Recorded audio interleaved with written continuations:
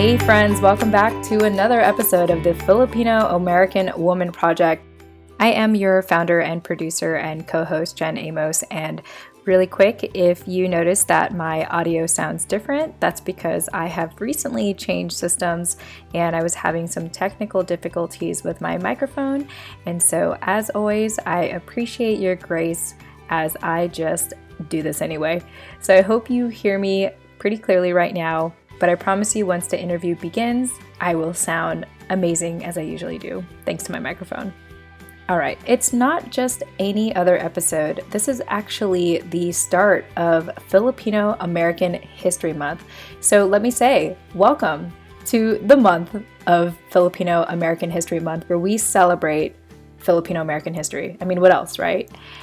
If this is your first episode to the show, I highly encourage you to listen to the last episode, episode 70, with Nicole Mashali, because she is the epitome, like her family is the epitome of Filipino American history documented, especially in the Bay Area over there in California, San Francisco.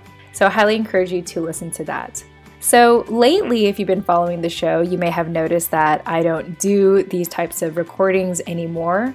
But again, because this is a special month, I want to go ahead and talk to you about Filipino American History Month here for a little bit. According to the Filipino American National Historical Society, this year's theme for Filipino American History Month is the history of Filipino American activism. And this is what they said on their website, which you can visit the show notes to learn more about the current theme, which is Filipino American activism. So this is quoted from their website. We believe this theme is particularly crucial in 2020, as it is a key election year and we are living amidst a pandemic and mass movement towards racial justice. Thus, we encourage all of our chapters and communities to reflect on decades of Filipino American activism in order to inspire and foster our civic responsibility in the Filipino American community. So what does this mean for you?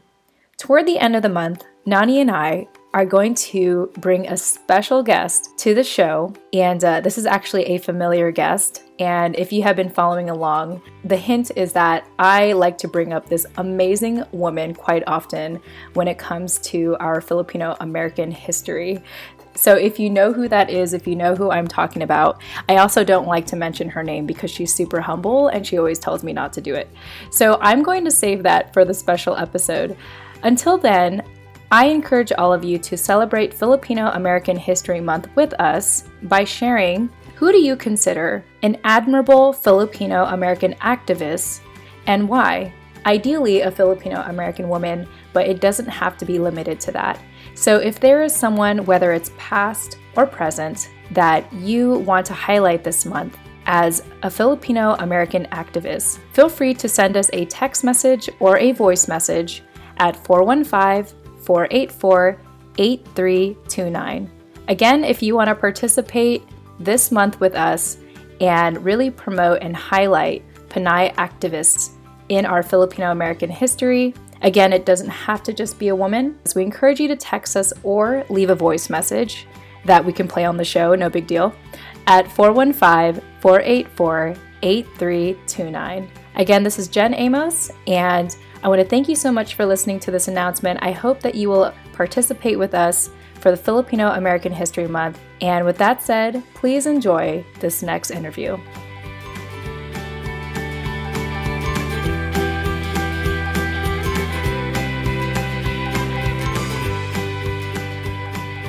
Hey everyone, welcome back to another episode of the Filipino American Women Project. My name is Jen Amos. I have a lot of titles, I guess. I'm the founder, producer, and co-host, because I can't do it all, of the show.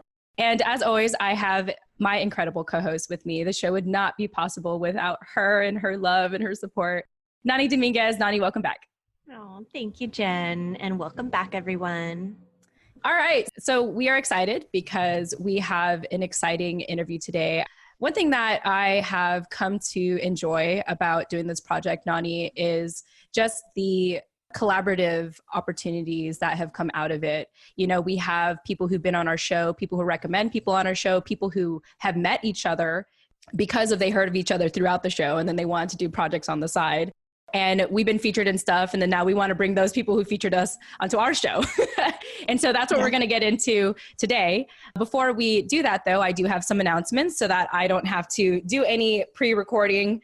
First of all, if you feel compelled to reaching out to us and this conversation has resonated with you, we have a phone number. You can text us or leave us a voice message at 415-484-8329, or that's the letters TFAW as in the Filipino American Woman. So once again, if you are listening to this and you're on your phone, you might as well save it anyway. It's 415-484-8329. And real quickly, we actually had someone text us recently, right, Nani? We did. I'm gonna pull it up. Oh, we did. I thought you were talking about my cousin. Oh, no. But no, we had someone else. Yeah, we did. Okay, I'm gonna read it real quick. Okay, great. Here we go.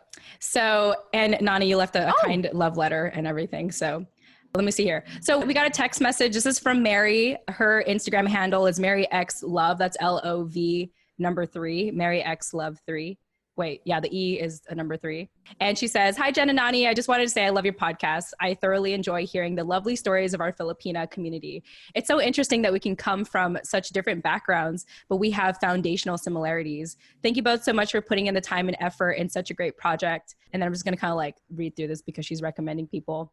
Yeah, that's it. I'm just going to thank you both so much for putting in the time and effort into such a great project. So Mary, thank you so much for being within a year, longtime listener since we started this podcast, and for texting us. It's great to hear from you.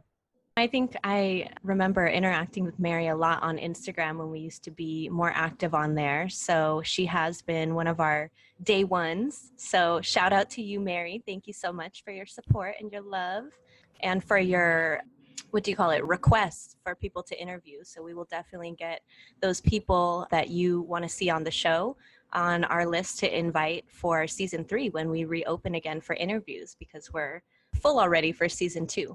Yeah, I mean, we don't know when we're going to end season 2. It kind of just depends on our mood. It's like, oh, maybe it's a good time to wrap up on this number. But anyway, we are planning on doing interviews again soon. I mean, I don't know at the time of this recording, it'll probably be the time we do it again. But yes, stay tuned. We will reach out, and thank you for those recommendations. So Nani and I are practicing healthy social media boundaries. I feel like I've always had a love-hate relationship with social media because my background is online marketing. And once I moved away from it, I was like, oh, I still have to do this. And then now with the pandemic, it's like the one way you can stay in touch with people. You can't escape it. I can't escape it. It's part of me. I have no choice. But, Nani and I are practicing healthy social media boundaries. And the reason why I say that is if you are wondering why we haven't responded to your messages or anything, one, that's because you can text us. We tend to respond faster there. But 2, it's also because we're investing more of our time in our newsletter. And so if you want to be a part of our community, you want to get the latest updates, or you even want to contribute, just check out the show notes of this episode or visit our website, tfawproject.com, and subscribe to our newsletter. We would love to have you be a part of it. This show wouldn't be possible if it wasn't for our sponsors. One of our sponsors actually mailed me a mug. I have 2 of them actually. So this is the black version by Raza. And yeah, it's pretty sleek and sexy. I feel like I should be a man holding this, but it's not just limited to men because it was mailed to me, not my husband. I don't know why I said that. Anyway, so Raza is a really cool newsletter program for anyone that is frequently updating their blogs and they don't want to keep like copying and pasting your content into your newsletter. Instead, Raza actually pulls out your articles from your RSS feed and puts it in your newsletter for you. And so if you're looking for that kind of automation for your newsletter, consider checking out Raza, and you can learn more about them in the show notes of this episode. So another thing too, one thing that I really feel like I've been advocating a lot for lately, Nani, is encouraging people to leave us 5-star written reviews. If you feel compelled, like anything underneath that, like it's okay. You don't need to say anything, but don't bother. But for everyone else, just kidding. If anything beneath 5 stars, you can text me directly. Like I want to hear it. Like I want to know what I could do feedback to earn your 5-star. But if you feel like, oh my gosh, this is such a 5-star show, please check out Apple Podcasts. If a lot of our listeners listen from there actually, but please leave us a 5-star written review on Apple Podcasts, or you could also leave it on Podchaser, which you can find on our website, tfawproject.com. Podchaser is kind of like the Yelp of podcasting. And so that's another avenue as well. If you're not an Apple Podcasts listener and you want to leave a review for us. All right, and that's it. So we'd love to hear from you and really continue to amplify our voices and get that exposure out there and let the world know how amazing it is to be a Filipino American woman. All right, with that said, I feel like I'm making like Sherelle and Suzette like just laugh. I just see you guys like laughing in the background there. Okay, that's what I do when I am not caffeinated enough. Okay, so those are all my announcements for now. And once again, you guys can check out the show notes of this episode to get all of that information. And please humor me, because you all know by now that I worked really hard on our website. So please humor me at least and check out our website and see how you can get a hold of us and be a part of our newsletter. All right, Nani, before we introduce these two people, I just thought maybe it would be really cool for you to share a little bit about your experience with them, because you were featured a couple weeks ago on their website. So why don't we kind of like do that a little bit, and then I'm going to bring them on the show. Okay. So our guest today, I actually met through another previous guest that we've had on the show, Marianne, who has actually teamed up with another previous guest of ours, Roanne from Calamansi Juice, and also another Pinay that we haven't interviewed yet, but she is on our list, to create their own podcast called the Filipino Momcast that you guys can find on Spotify. So that's something for you guys to check out. But she hosted an affirmations workshop, I think it was a couple months ago. And I met both of these wonderful ladies there. And then a couple weeks after, we went into quarantine, and they ran a special on their page, like a week-long special featuring a bunch of different Pinays in the Instagram community on mental health and wellness. So I did a little cameo for them on that. And now we are returning the favor and bringing them onto our show. That was beautifully said, Nani. Thank you. Yeah, I'm really excited. And I'm just happy that you did that, because that week, I don't know what happened to me, but I guess I didn't, I didn't participate. So this is my way of making up for that. All right. With that said, let's go ahead and introduce the co-founders of You Are Collective. We have with us today, Suzette Guntang and Sherelle Posades. Yes, thank you. For having us. Yes, really excited. Thank you for hanging in there as we went through our announcements. I loved it. It was like I was listening to a podcast, even though we're featured. Yes. Well, yeah. So just as we were talking about, Nani mentioned, Nani was able to have a cameo on your show. And, you know, we are all about amplifying Pinay voices and helping one another and uplifting one another, and really, you know, cross-promoting and letting people know like how many resources are really out there, you know, for our community. So Suzette, I want to start with you. Why don't you share, or maybe you two can chime in. We'll see how this goes, depending on, maybe you guys have the same chemistry as Nani and I, but why don't you two share, how did you hear about the project and what compelled you to say, yes, I want to be on this show? It was so funny because I was like, Sherelle, you can take that part. Yeah, I think that Nani said it well. I mean, that's how we came about knowing about you guys. I think a lot of it was also through social media. I know that everyone in social media knows of someone, or, you know, somehow we're connected. So I know we've seen you guys on social media even before Marianne's affirmation workshop. Mm-hmm. And I remember like when we were in the workshop, I heard Nani and Jen, right? Yeah. And so I was like, oh, I think they follow us, or we follow them on social media. And that's how, and then we were in the breakout. And so It was just all connected, and it was so cool. I mean, I think that we are just so like amazed at what you guys are doing, and especially with just targeting or focusing on the Filipino American women at that. I think it just made us excited to just want to be a part of what you guys are doing here. And like, so Sherelle and I, we've been listening to the podcast, and it's just amazing to hear all of the different Filipino American women and all the different projects that they're working on. So I thought, oh, it'd be really cool. I think Sherelle reached out to me.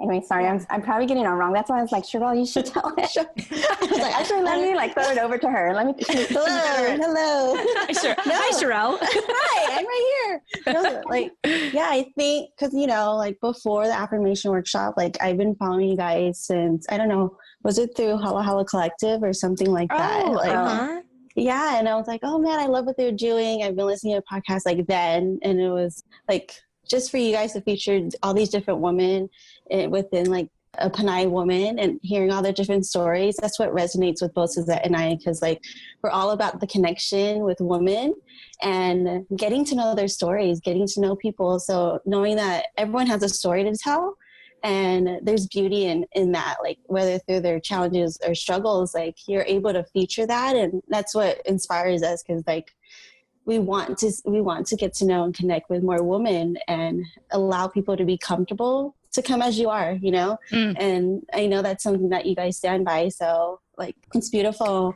And so when I heard Nani at the affirmation workshop, I was like, I recognize her voice. I've heard this voice before. I love that. I love that. Yeah. And I think the cool thing, like, I mean, not just that you guys, you know, are all about women and we're all about women, but I feel like Sherelle and I, both of us, just starting this journey with your collective and just being more connected with like amazing women, we started to see more like, oh, there's like this huge Filipino Pinay community that we, you know, I don't know about Sherelle, like, but I wasn't really connected into that. So I think like as we started Your Collective and started connecting with all these, you know, other organizations and other women, it was cool to see like, oh, there's this big Pinay community, and, you know, we wanted to get plugged into that. Yeah, absolutely. I think that a lot of our, at least on Instagram, a lot of our followers are like probably the same, like crossover between our accounts. And you guys do such a good job of running your social media and making everything so presentable and pretty, and it's true. Stay on top of like posting consistently. So for anybody that doesn't already follow you, do you guys just want to give a little bit of background on what Your Collective is? Yeah, so Your Collective is a collective of women. So we encourage women to be mindful of their mental health through creativity and through the power in words. So that's why Your Collective is the word. It's like we want to empower people or women to know that you are worthy, you are not alone. And that's why Your Collective was like brought in that way. I mean, I can get deep in this story, but how this all came about. And it was just, I feel like you meet certain people in your life, and there's a reason why they're here. There's a reason why you connected with them, and you don't see it until later when everything just comes together. And so that's our story. Like, Suzette reached out to me on social media to just help, like for church, to do social media on church. And I didn't know her. And I was like, okay, I want to meet up with you. And like, that's the thing now. Like, you meet up with strangers on social media. I love that. That's also how Jen and I met. We didn't get to meet in person for a while, but that's the exact same story. So I was just thinking, like, we were like 40 episodes in, Nani, I think, before we met each other. Before we met. Yeah. Fun fact. Yeah, that is pretty funny. It took us a good like 6 months before we met in person. Yeah. Yeah. And I think like more than half of those interviews, Nani, like we didn't even have the camera on. Like it was just all audio. Yeah, it was all audio. Like, I was like, is this person real? Oh, wow. So you guys just connected on social media and then you said, let's do a thing together? Yeah, it was, Nani actually reached out. I think we were like 6 episodes into the show when she reached out. And, you know, I'm the kind of person that's like, I like to jump into things with people immediately to find out quickly if we work well together or not. Like, that's just my personality. Like, let's just do it. And then like, if it doesn't work out, it doesn't work out. But it worked out for us. Like 65 plus episodes later, here we are. Yeah, here we are. Yeah. So, Wow. So I'm glad I took a chance on Nani for that. And I mean, I was like, well, I don't want to be alone. I mean, that's part of where it came from too. I was like, I don't want to do this show alone. It was kind of selfish. It's always selfish, but I mean, it's selfish for good reason. Cause it's actually, okay. It worked out for me too. Yeah, exactly. It was a win-win situation. Yeah, exactly. No, we get it. Yeah. But anyway, this is not about us. Back to you two. Yeah, so that's how we met. It was through social media. We ended up meeting at Panera Bread, and we realized like how much of our stories were aligned and how we had this heart and desire to just gather women, just to be connected and to show them that they have a story and they have a reason to be here. And so like Suzette was already doing all these planning, and I was an event planner too, and with the church and stuff. And so we're like, oh, we really like going to women conferences. Like that was our thing. We would go together at all these different conferences and we just thrive from there. And so like to get back into like what Your Collective was, I started doing my own projects where I wanted to create these cards of like affirmations because I watched the show 13 Reasons Why. Oh my gosh. Yes. I don't know if you guys seen that. Yes, I did. Yeah. I finished last season recently. Oh my goodness. Anyway, yeah, go ahead. I have a lot to say about that show. The season 1 like really wrecked me. I'm just like, man, like my heart was just like, man, she didn't get to know like how worthy she was, or she saw in a way of all these things that like hurt her. And so I was like, I want to make affirmation cards to remind people why they matter and all these things. So I like put on my social media, like even though I don't have a lot of followers, I'm like, hey, I'm doing a 13-day challenge. Does anyone want to join? And so I was like, oh, I'll join. So for 13 days, we created 13 different cards, like with the art of calligraphy and hand lettering. And we handed these cards to strangers, to family members, reminding them why they matter. And so these words were 13 words that said like, you are worthy, you are supportive, you are talented, you are unique. And then so at the end of the project, like the 13 days, like I was like, I love this. Like I love being able to create with my hands and hand people like a handwritten thing. And like, so that can probably share like an experience, like her being part of that project. So yeah, that's so funny that you kicked it off to me at that exact moment, because recently my daughter my daughter's 24, and we were in her car and she pulled out in her middle console, and she had her card, because one of the cards from that challenge I gave to her, and it was "You are beautiful" with the note in there. And she's like, look, I still have my card. She's like, every now and then I pull it out as a reminder. And it's just so cool to see, I mean, you know, your own daughter. But can you imagine like your friend or whoever else we gave it to, like, you know, how it impacts them? Yeah. So it's just like, that's funny, because that was super recent, just a couple weeks ago. And I was like, well, that was the whole purpose of the challenge. And, you know, that was what, 2-3 years ago? Yeah, 3 years ago. To see that it still has some kind of impact and ties back to why we created UR. Well, Sherelle and Suzette, thank you both so much for sharing that. And I love what you both are doing and really promoting mental health. You know, in the recent weeks, at least at the time of this recording, you know, I've been going through therapy, and I have been just really like, you know, therapy sometimes feels like a hard workout, you know, because you come out of it just feeling like really exhausted and really drained. And that's okay. You know, that's absolutely okay. And I just think that I feel fortunate now that I think I am surrounded by people who value mental health. Like, it's so normal for my girlfriends to be like, yeah, so I was talking to my therapist today. And, you know, like, it's so normal for us. I think like literally like both of the girlfriends I was catching up with yesterday, like they both, you know, we're all in therapy, you know, not because we like have like major issues, but it's like, we just kind of knew. And I think especially during this time of the pandemic, it is important to check in with your mental health, because I feel like everything about the pandemic is more about like survival mindset kind of things. Like, you know, make sure you stay home, make sure you have a mask over your mouth, you know, like get tested. And it's nothing about like, how are you feeling? You know, like check in with one another. So it's like, it's a lot of work, but anyway, yeah. So I think what I was trying to say from that is I feel fortunate to be surrounded with people who value mental health, but I also know that there are still a lot of people in our community who, you know, see mental health as taboo. So I am just super grateful for you both and what you're doing with the UR Collective, and just continuing to normalize the conversation of self-care and mental health and everything. So thank you both for that. Yeah, thank you. Yeah. Cool. All right. So moving on. So with the Filipino American Women Project, right now, as we continue to expand the definition, because the more interviews we do, the more we realize, at least for me, like how diverse it is to be a Filipino American woman.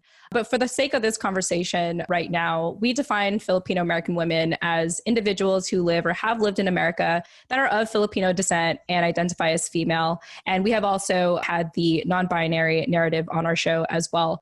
And so with that said, I would love for you both to just share a little bit about your family background and why you identify as a Filipino American woman. Yeah. I guess I can go first. I was like, oh, I'll go first on that. Yeah. Yes, girl. So I think my grandparents and my father both immigrated from the Philippines to Hawaii. And then my grandmother, my mom, and then all our siblings were all born in Hawaii, but we're all of Filipino descent. It was so funny because there's like not a lot that I do know about our history. And so like being, you know, earlier I was talking about, it's cool to be able to like immerse into the Pinay community, but it's cool for us because Cheryl and I were talking and like, well, we don't know like you know, a lot of history like of our like Filipino heritage. So it's been cool to learn from like other women in this community. So this morning I started texting my family and I was like, what are we? And they're like, okay, like your dad's Italian and your grandparents are Ilocano. I was like, okay. But I was like, well, are we considered second generation, third generation? So I guess we're third generation, right? Because my grandmother, my mother, and then us. Mm-hmm. And then, but as far as like being immersed also in the actual cultures, I have a huge family. So my mother was married twice, and surprisingly, like both her husbands are boxers, and both of them are named like Floor, or my father's name is Floro, and then my stepfather's name is Floor. Oh, so they're both called Floor. So it's so funny. But, she had a type. Yeah. And I was going to say that. Specific type. And she met them both at the boxing ring. So it's like, so they're both they're both Floor. But that's funny. yes. So my father has, I think he has like a whole set of kids or a family in the Philippines, I think, before he even came. And he has kids all over the place. Mm-hmm. And then my stepfather had 6 kids. So when they moved from the Philippines to America, that was like when we got more of like the Filipino culture. So I started to learn more through them. So that was kind of cool. So growing up with them kind of helped like immerse us into the Filipino culture. Otherwise, it was just like us in Hawaii, and it was more like American Hawaiian background. Yeah. Well, for me, I am part Filipino, part Chamorro. So my dad's Chamorro and my mom is Filipino. So I'm mainly more Filipino, but I grew up on my dad's side when my parents got a divorce when I was really young. And all I can remember culturally is the food. The really great food. Because my dad remarried my stepmom, who I call mom. And I would just remember all the food that she would cook when I was young, when I was little. And I was just like, oh, this is so great. Like, I never asked her to teach me. And now that I became a mother years after, I wanted to learn how to make cultural foods like that. And so I brought it into our family cooking. And the power of YouTube is so amazing. That's how I learned. But I know it's not the same taste like at home. And so I was actually born in the Philippines, but I was like really little because my dad was in the military. So we're just moving around a lot in pretty much the world. And I ended up in college, I ended up joining a Filipino club. And that's where I really immersed in the culture and the wonderful dances and just like the costumes and all that, because I never really remember growing up my parents teaching me that and understanding the difference between Ilocano or like I sound like Americanized, like Tagalog. I can't even say it. Whatever. Yeah, you and me both. It's okay. We're all in the same boat. Right? All I can remember is the food. And when I joined the group, it just opened my eyes to like what our culture is about. And so that was great. Like being able to be surrounded by people in college of the same culture and like understanding like that, although like there were some people that I knew that didn't know their culture growing up, but because they joined this group, it was like, it opened their eyes the way it opened my eyes. So that's like the experience that I did was mainly in college and the foods. Yeah, I was going to say, I identify a lot with the food. Superstitions. I was like, oh my gosh, there's so many. But growing up, I was like, I'm not going to teach my kids these superstitions because it just like really like ties you down and like it's so heavy in weight. And, us being like bringing about like wellness awareness. I was like, I'm not going to teach them all these superstitions because that really like this is counterintuitive. Yeah. Don't step on the crack. Don't have your hair wet at night. Don't throw your hair out the window. I was like, I'm not going to teach them that. But then I was thinking about it and I was like, am I like, that's a part of the culture that I learned.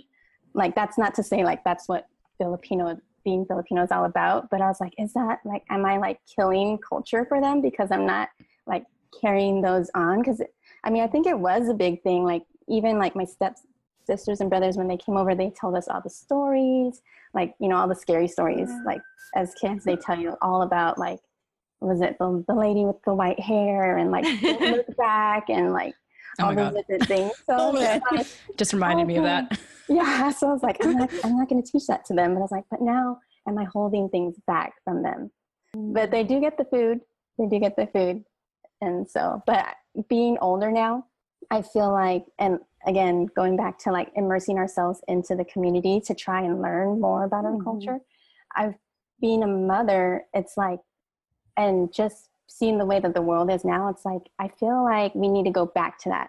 And I feel like this generation, like there's so much that they don't know. There's so little that I already knew or didn't know that now they know even less. And I feel like now the culture is just dying and I don't want that to happen. So it's like, okay, immerse myself back into this community, learn as much as I can and try to teach them like, you know, whatever I can to kind of carry that on, because I don't want it to die out. And so I just hope that, you know, someday like they'll learn to appreciate, you know, what it is to be Filipino American. I mean, they're half Laotian and they're actually more Laos than Filipino. So yeah, I need to like kick up my game on that side for them. You're like, I need you to rep me more. Rep my side. Yeah. And you know, I think a lot of, I mean, I'm not like a mother. Yeah, I mean, I'm a fur mama, but that's totally different.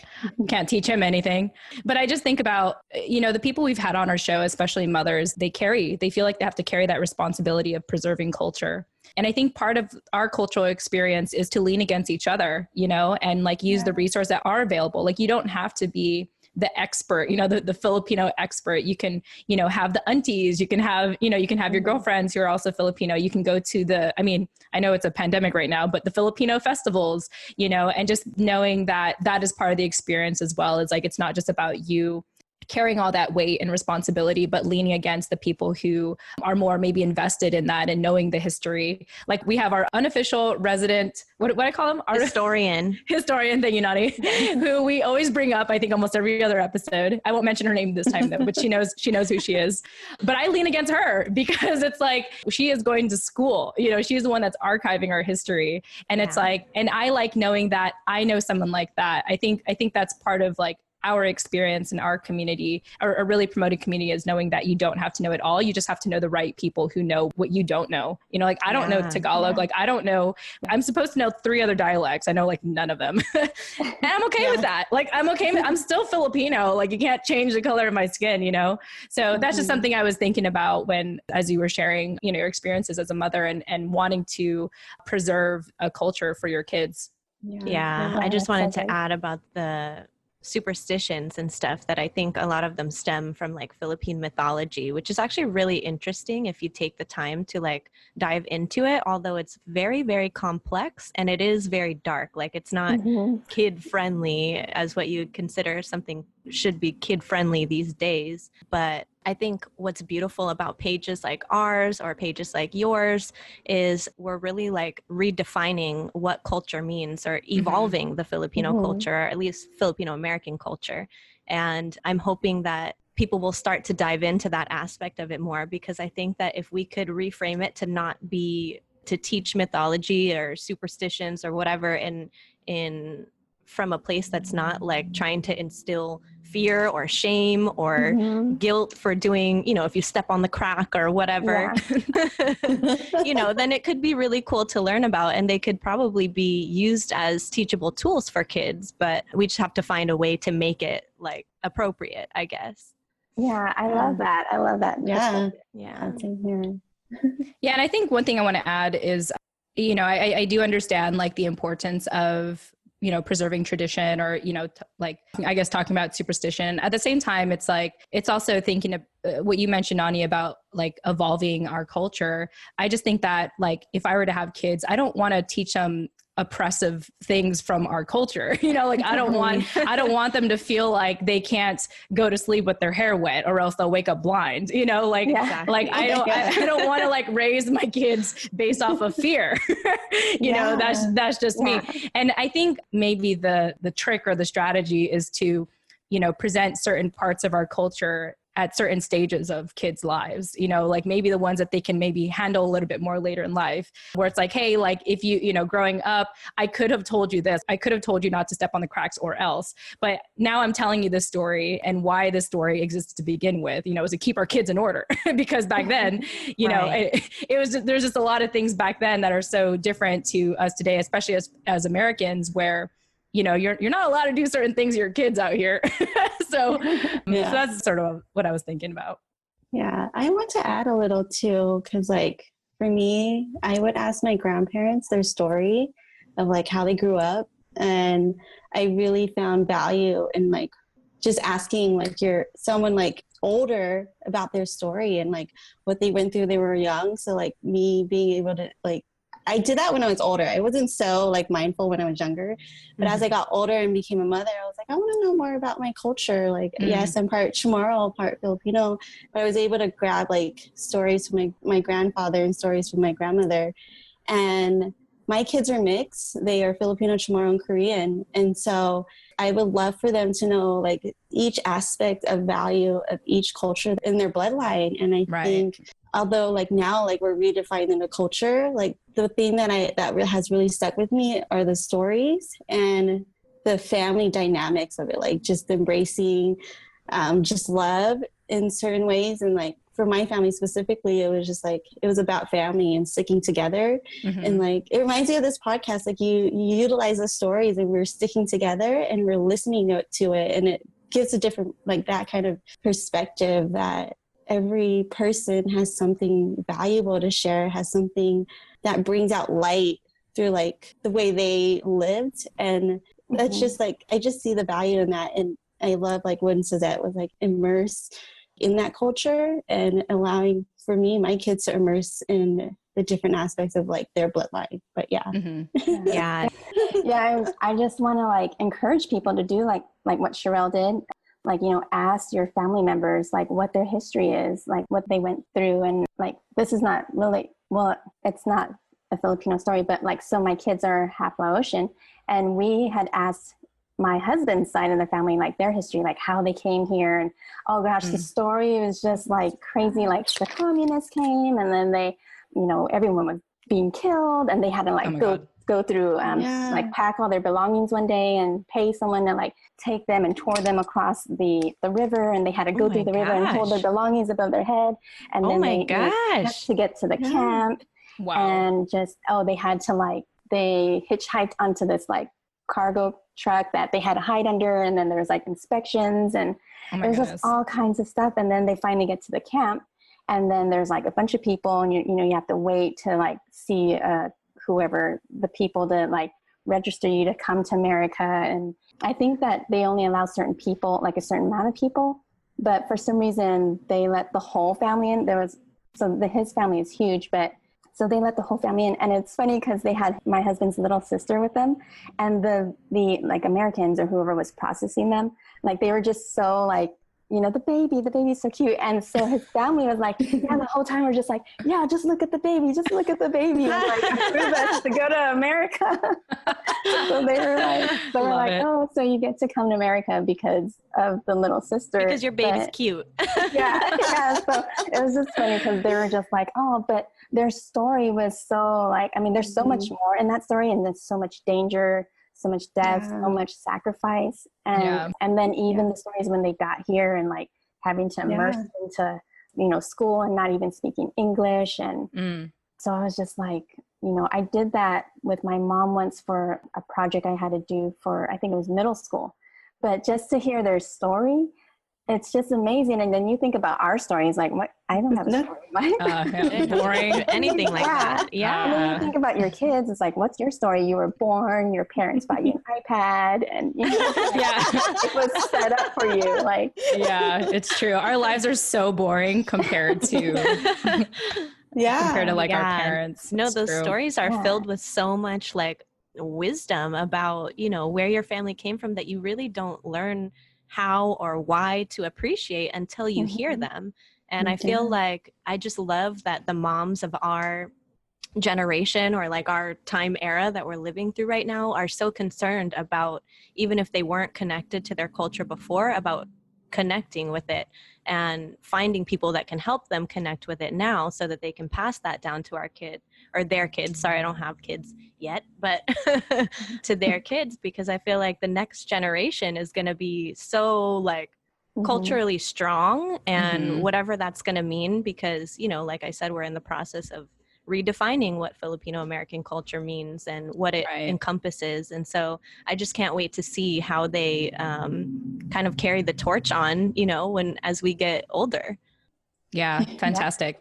Yeah, thank you both so much for just being thorough about like your background. Like you both are, I mean, I'm like the most basic person here right now because I'm full Filipino. Like all y'all are mixed and you have mixed kids. And I'm just like, yeah, I'm just Filipino. That's it. I don't got anything interesting to say. I can't even speak Tagalog. It's my life right now. But thank you. It's just another example. And I hope that this is also inspiring to our listeners to know like how diverse, like really, really diverse our community is. And it's just beautiful. And even for me, it just reminds me to be like, yeah, like this is why we're doing the show, because it's just like, we have such a beautiful community. And Suzette, what you were saying earlier about like how there's this whole community online that you didn't know of, like I felt the same way too, like when I started this project, because I mean, I started because I like intentionally wanted to run into more people that were like me. And I felt like I wasn't experiencing that at the current reality of my life at that time. And long and behold, here we are like 65 plus episodes later, probably 70 plus by the time this interview comes out. And it's like, wow, like we were all there. We were just hiding. Like everyone was just hiding. Or you had to like ask around. You're like, do you know someone? Or, you know, it's like, we're just hiding. Like we just don't, you know, like we're all so humble, I think, about like who we are. And so I just hope that the show really brings out, you know, all of our voices and encourages us and also instills a sense of responsibility for us to show up and share our stories. So, you know, again, just thank you both so much for what you're doing with the UR Collective and even what you're doing on the show today and adding to our project. Yeah. I think to add to like what you're saying is like, you know, where were we all, but we're all showing up now and we're all like doing things. And so it's interesting to see like how much we're all, you know, doing things. Yeah. Yes. Agreed. I second that. So typically for this part, I usually ask two separate questions, but because we are in a very unique time in history, AKA COVID-19 pandemic, social distancing, you know, very culturally sensitive landscape, et cetera, I would love for you both, and, you know, you can take turns on this, to give us a snapshot of your life today. And what do you feel like is like the biggest lesson you've learned in the recent months, like really in 2020 so far? Yeah. So take a minute to think about that and let me know who wants to go first. Okay. I think Sherelle knows like, and I think everybody that I talk to, like the biggest thing that I'm going through right now with COVID is just like really owning to be still. And I feel like, you know, with everything going on and with like what we stand for, I've kind of like taken a step back and I really kind of just dropped everything just because, I mean, COVID has just been, I don't know how to explain it, but I know everybody's feeling it. You know, it's just like uncertainty. It's just overwhelming. It's overwhelming. At first I was like, oh, okay, like we got this time off, like about what's going on, you know, the uncertain part. And then as it was going through, it's like, okay, well now let's just like take this time to chill or like, you know, and then as it was continuing, it's like, okay, well, like, when's it going to end? And like, maybe I should start doing stuff. But for me, I feel like I was going through that roller coaster, but I was also still working. So like my work for me has just been so busy during COVID that I almost feel not resentful, but I'm kind of like, hey, like I didn't get that break or I didn't get that time off. And I don't see, you know, like the stillness in it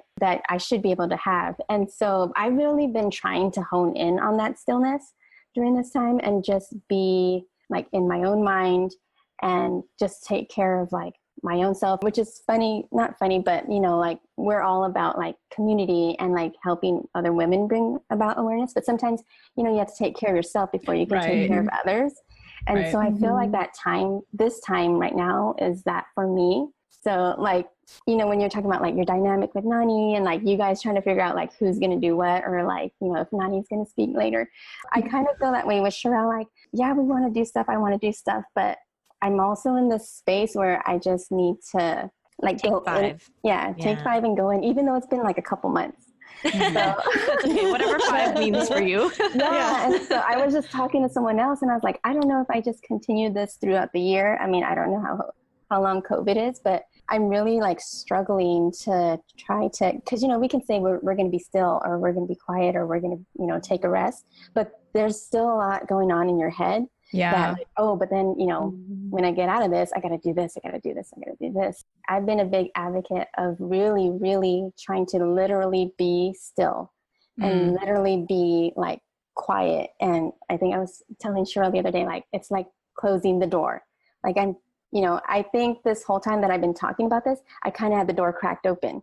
So I haven't been, you know, being able to be still in the moments that I said, like, you know, this is what I'm going to do, because I've had the door cracked open and I'm still letting things in, and it's still overwhelming me.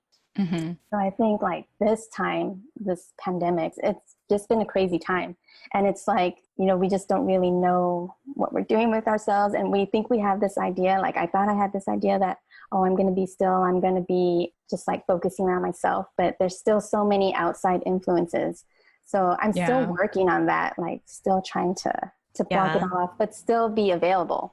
Like, how do you do that? I don't know. Yeah, I think that's exactly our dilemma with like being on our Instagram page, or at least for me, because I used to manage that. I mean, I still manage the Instagram page. I'm just not on there as much because, like Jen said, we're practicing healthy boundaries and all. But even when you are trying to like close that door and just say, okay, look, I need a minute, you know, it's like in the back of your head, you're always thinking about, like you said, okay, well, when I'm done with my minute, you know, I still have to do A, B, C, D. There's still people, you know, on that page looking at it, expecting us to post and things like that. So I totally get that. And I've also been describing that to Jen for the last few weeks as well. It's like, I just don't want to do anything, you know, like I can't, as much as I'm trying to use this time to get still and to reflect and redirect my focus, it's like I can't, because there's all these outside influences, like you said, like pulling on my attention at all times. Yeah. And to add upon what Nani said, I was recently, I'm already like rolling my eyes thinking about it, but I was like recently reminded that I should meditate more. And I don't like meditating. Okay. I'm just gonna like put it out there. I don't like it. Because I mean, one, I don't entirely understand it. So that's on me. I get that. But just like literally sitting there and doing nothing. Like, and I've told you, Nani, I even had like the guided meditations that you like pull up on YouTube and it tells you how to meditate. And like, I was joking with a friend. I was like, last time I heard one of those, I put it on 2 times speed because I wanted to know how to meditate. They were taking not forever. The point, Jen. They're like, okay, breathe in, you know, breathe out. Okay. Just think about like, you know, you're in a forest and blah, blah, blah. And I was like, okay, well, what's next? You know, I just like speed it up. And I'm like the worst at it right now. I understand that. I'm pretty sure that's where a lot of my anxiety comes from. But it's like, it's so hard to do it. And something's going to give. And I probably will eventually like submit to doing it. But until then, like, I know how you feel, Suzette, like with like just trying to be still. Cause it's like, I think right now, with everything that's going on, I do feel a sense of responsibility to keep showing up and do more things. And there are people who are hungry for content. They're hungry for inspiration. And, you know, especially with the show too, I feel very responsible for making sure we get an episode out once a week. You know, it's like some people are waiting for that, you know, they're looking forward to that. And so, yeah, we don't have an answer. I mean, you know, this is an open discussion. So to any of our listeners, if you have the answer, text us. Let us know. How did you do it, you know, without meditating, because I will not do that. So anyway, I want to check in with Sherelle as well. So Sherelle, how are you? Like what's going on right now? And tell us a little bit about what's going on with your life today and what's the biggest lesson you've learned so far in 2020? I really feel like I've learned a lot of lessons within like COVID. Like Suzette said, there's roller coaster feelings, and I'm sure that everyone else has been in that roller coaster feeling. And for me, my biggest lesson is to be openly present, because since we started working from home, like my husband, he works for a school and he's been working his butt off for the past 7 years. And when schools closed down, he could not work. And we were having this discussion like in bed, and I was like, this is crazy. Cause he was like, this is crazy. Like, I've been working for my whole life, 3 jobs, 7 years, the past 7 years to provide for the family. And now that my life is on pause, he was like, I want to be more present in the kids' life. Yeah. And even though I'm still working, I noticed myself doing the busy things and not being present in the moment, where I'm just like, I'm doing something, but I'm thinking about something else. Oh, I have to get this done, but like something else is on my mind. And it's just like, I feel like this is the world right now, where everything is like, oh, I got to do this. I got to check this off, check the da-da-da. And so for me, like, it was just 2 days ago where we decided to go to the park, and I decided to leave my phone. I was like, I'm just putting my phone on the charger, and my husband did too, and just walked to the park. And it was a beautiful sunset outside. And I gestured, like putting my hand in my pocket to take that picture. And then I was like, wait, I don't have my phone. But in that moment, I was like, wow, we're so used to grabbing our phones, taking a picture, recording, doing all these things, documenting life. It's true. When like we don't remember to live it. Yeah, exactly. And so that's where I really been in, is just be openly present in my relationships, in my marriage, in my own self, and in my friendships and stuff. And so like you guys were talking about social media, like UI Collective has been on a pause for that. And Suzette and I had this conversation where it's like, we don't always have to keep posting.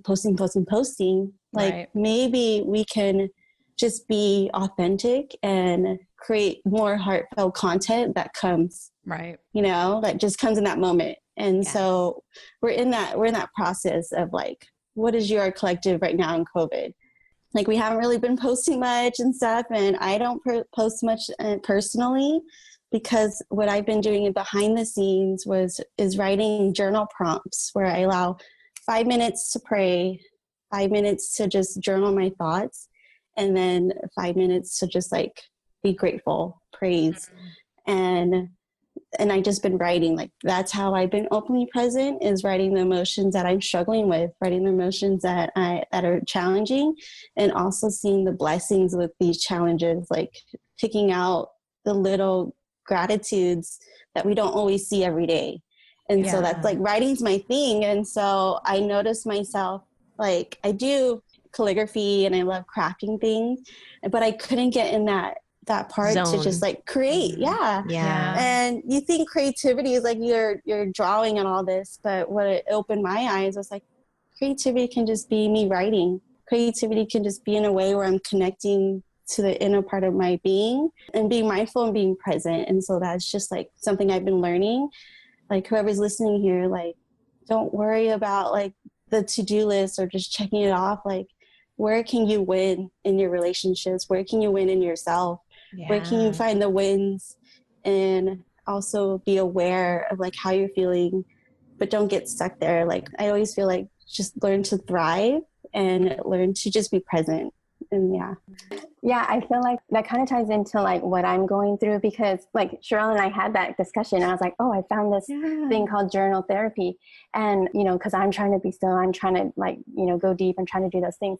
But the fact that I recommended it, and then I haven't even had a chance to sit down and write, that Sherelle is like thriving in that. Like, that's like the perfect example of like, you need to try and be intentional in like, like closing the door, and then like doing like what I suggested, that like what Sherelle is doing, and therefore she's thriving in that. And so like a part of me is like, oh, I wish like I took my own advice. but that's exactly what I'm talking about. Like, it's hard to, you could tell yourself to do these things, and you could tell other people to do them, but it's just so hard to like try and implement it, and like, just be intentional, like, to meditate, like be intentional about taking that, one breath at a time. And so that I just love hearing like how Sherelle is thriving with that journal therapy. So I know, yeah. Yeah, I really love that 5-5-5 practice that you're doing, because I think we hear that all the time, right? Be present.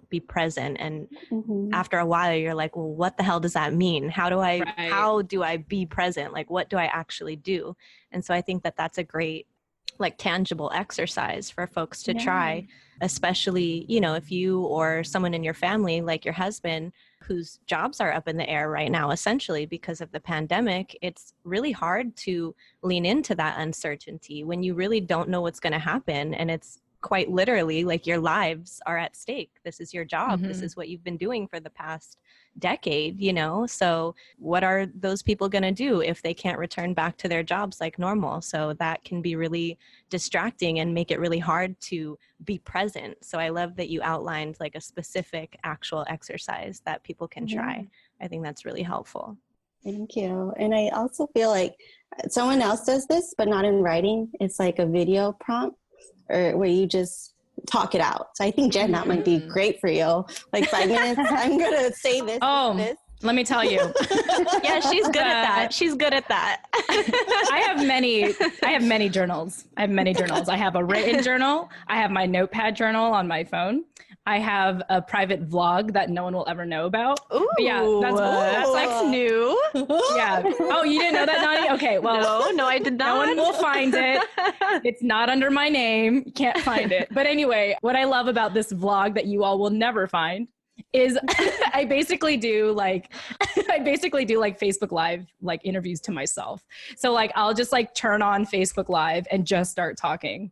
And I find that so helpful. And there's this other app I use. It's called Otter. I'll probably include it in the show notes, but you literally could just talk into it and it like transcribes like as you're talking. So like if you kind of, and actually that's how I put together my presentation for PodFest, to be honest. Like I was trying to figure out like what I wanted the heart of my presentation to be. So I just started talking and then I copied and pasted those, you know, the transcription into my presentation notes. But yeah, I have a lot of ways, but like the one thing I just can't do is nothing. I can't do nothing. I have, so I can't do that. Like, y'all, I just can't, like, I have to keep moving. Being still is not Jen's thing. Yeah, that's not my thing right now. And I'm okay with it. Please don't try to help me. This is like, maybe just think of me and be like, Jen, are you taking a break? Are you doing something? Like, I was like, no, because even yesterday when my moment to be still, I decided to drink. So I don't know if I have a problem. Y'all, please don't be worried about me. Yeah, yesterday was fun. Anyway, this is good because it's like it helps gives us like perspective. Like I love that you said that you do the vlog because you know even though I recommended the journal therapy to Sherelle, like I haven't had a chance to like sit down and you know write like physically like sit down and open a notebook. So I think like just finding other ways that works for you. So like yeah, I do like having thoughts and just like being able to sort it out. So maybe doing like the Otter app or something would be more helpful to me than, you know, trying to just rack my brain or like hurt myself thinking like, you know, I don't have time to do this. Exactly. Yeah. Like literally one time I was like driving and I just turned it on. I started talking.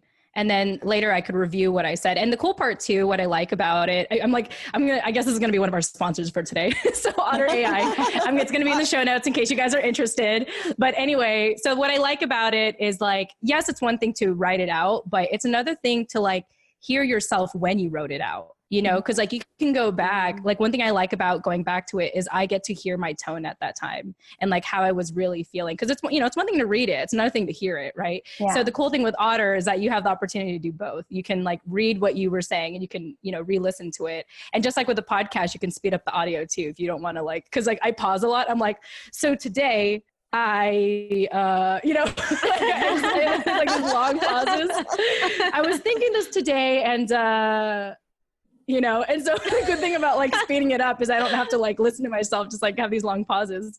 Anyway, that's something I'll share with you guys even via email too, if you're interested in that. But yeah, I feel like, and obviously this is so fitting because you both are the co-founders of You Are Collective. I think it's really good that we're, you know, wrapping up with this mental health kind of talk and like finding ways to to vent or have an outlet or to, reflect and really document this time. So thank you both so much for that. I know that we can obviously talk forever, but all good things should eventually come to the end, I'd like to believe.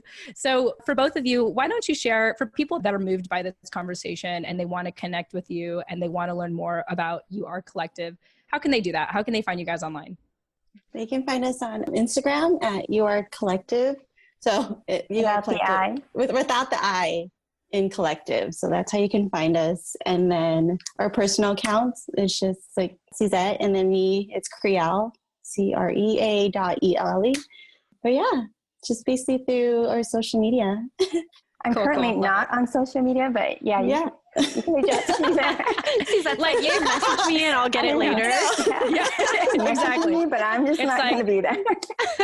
So to our listeners, just understand, that if they don't respond, that's why, and that's okay. Yes. But the important thing is to follow up, and maybe when there's a time when they're back on social media, they'll respond. I'm pretty responsive.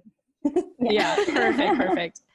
Awesome. Well, I think that's it. I think this is a great time to wrap up. I just want to check in with both of you and see if you have any final closing thoughts for our listeners. Yeah, I love this whole conversation that we had. I mean, we didn't know how it was going to end up, but the course that it took, and I just feel like one of the big takeaways in this whole talk was just, to having that different perspective, having that openness of knowing what works for you, and just to give yourself grace. That's one of my big things is give yourself grace, give others grace, especially during these times, because, everyone's going through something different. Even though we're all in the same thing, we're all reacting differently to it. So I just think grace is a big thing, but just continually learning about our Pinay background, learning about wellness awareness, and just how to better be present in this community. Yeah, and I also have to add too is to connect with people in your circle or even on social media, because that was a big thing with Suzette and I. We just connected together and just had a conversation, and so having that conversation with someone and connecting them at a deeper level, it can also help with being mindful and your mental health, because maybe the conversation can bring up wow, I didn't know you were going through this. I can kind of relate to that. So reach out to someone, honestly, and just have a conversation via Zoom, FaceTime, and be openly present in this season. Beautiful. Well, Suzette and Sherelle, wow, it's been an absolute pleasure having you both. I feel like we should just have another time just to talk. But until then, until then, thank you both so much for joining us. Nani, any closing thoughts from you? Just wanted to echo what Sherelle just said and encourage you all to reach out, whether you feel like you need support or whether you feel like you have reached a point where you have the capacity to support others. There's a lot of need in our community for support. So let's all do that for each other. Fantastic. All right. To our listeners, if you feel compelled to reaching out to us and you were moved by this conversation, remember you can text message us at 415-484-8329 or find us on social media. We'll respond when we are ready or join our newsletter community. So with that said, we want to thank you all so much for listening. We hope that you got a lot out of today. Until then, we look forward to speaking with you in the next episode. Until then, take care and reach out if you need us.